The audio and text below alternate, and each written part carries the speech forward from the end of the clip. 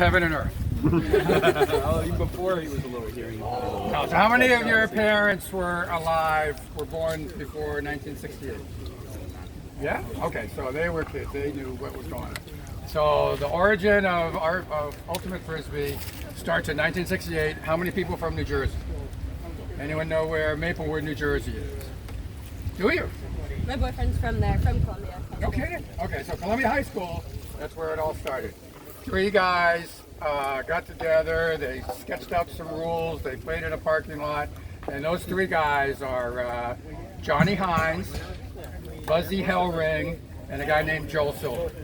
All right, so they Where got was together. this parking lot? This is It was the- significant, wasn't it? I think it was the location of the original football game between Princeton and Rutgers. Well, was it? Yes. Okay. That adds to the story. So these three guys, they wrote up some rules.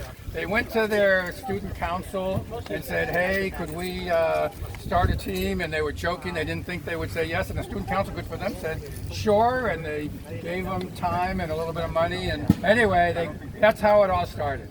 So from there, they ended up having the first high school game with some other team in New Jersey. And these kids all graduated high school and they all went to different colleges. So they went to Rutgers, they went to Princeton. Well, that was the story. yeah, So the first college game was 100 years, Ultimate was 100 years after the first college football game in the same location. Right. A couple of them went to Cornell. Two people came here to RPI.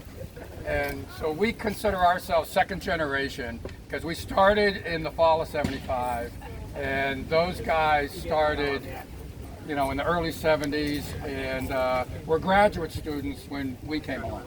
So we overlapped by like a year or two from the founding members of the. And did some of the guys club. from Columbia come to here? Yeah, so two guys from Columbia High School came here. A guy named Joe Barbanel and a guy named Ed Levy.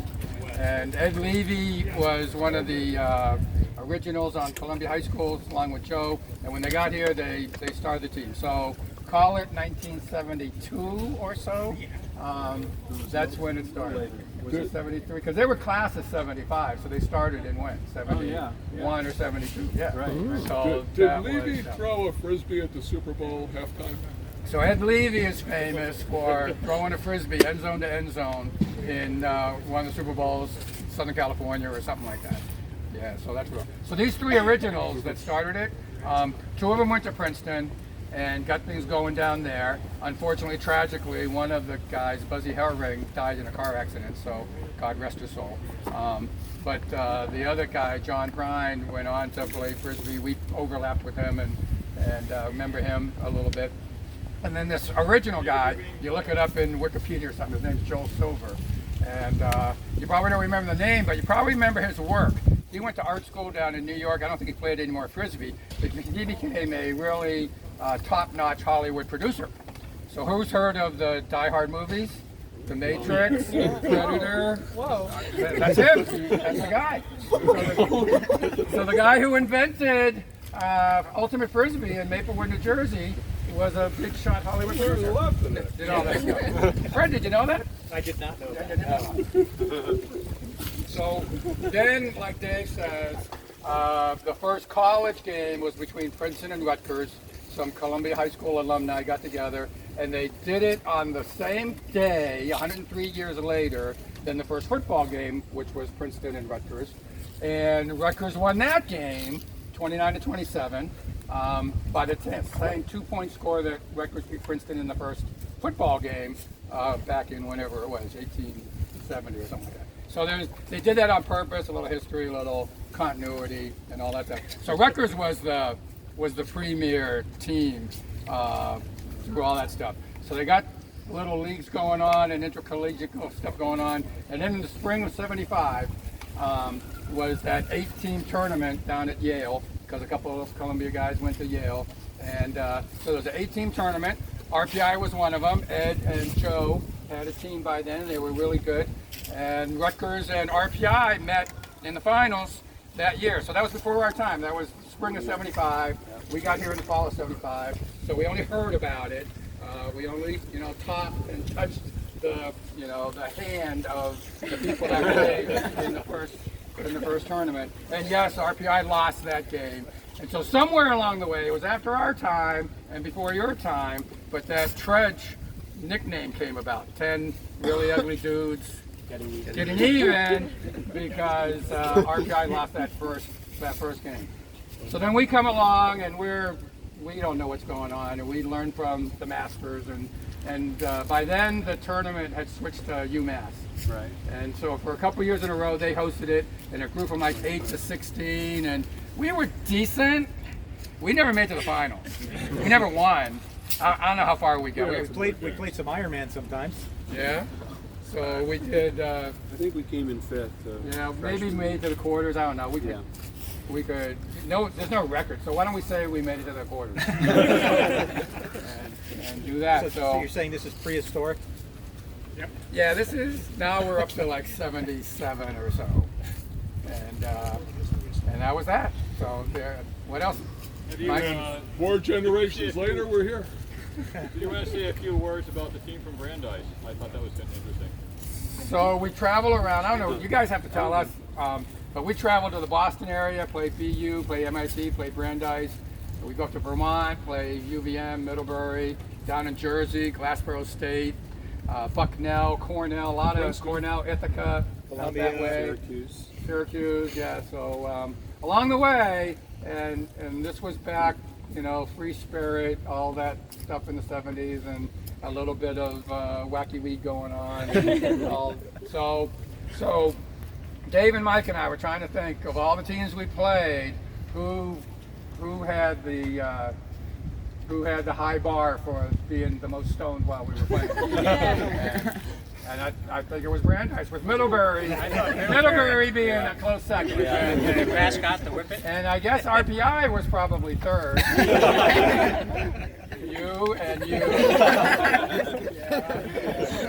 We were too drunk. They were. Not when we were playing. So I don't know how it works now with the drinking age 21 and all, I don't know how. It works. It works or it doesn't work. I'd like to join us with some hot dogs and hamburgers. We have them over there. This is the RPI's current Frisbee team and RPI. You know what it could have been? When we went to Syracuse, we played in a deluge. I mean, it was just pouring. The field was muddy. Everything was just soaked. And we took all of our jerseys and we put them in these bags and we went and showered. Somebody stole all of our jerseys in Syracuse. So maybe that's where the getting even came from. We didn't do it, but that's who you should get even with this. Rutgers still, they have a team? Yeah. Are they good? Rutgers is D1 now? Yeah, they're D1, so we don't see them. Oh, so you have different size school divisions? Yeah. So the other big claim to fame, a little lore, a little history, is we finagled the e-board in 1978 to fund us to fly out to Santa Cruz, California. Spring training. And, we got this random letter in the mail about this big tournament going on, and it happened to coincide with our spring break.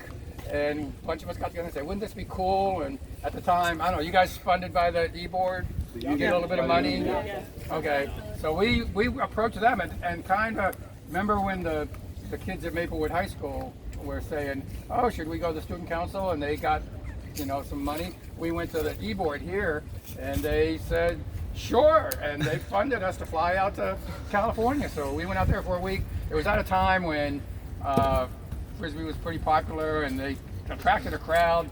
There were all these championship, there was a men and women's champion was there and Frisbee golf champion, and they had all these goofy little games like the boomerang, maximum time aloft, and throw, run, and catch, and so we made the paper. We made their little paper because we were the biggest team traveling the furthest distance to go to this tournament.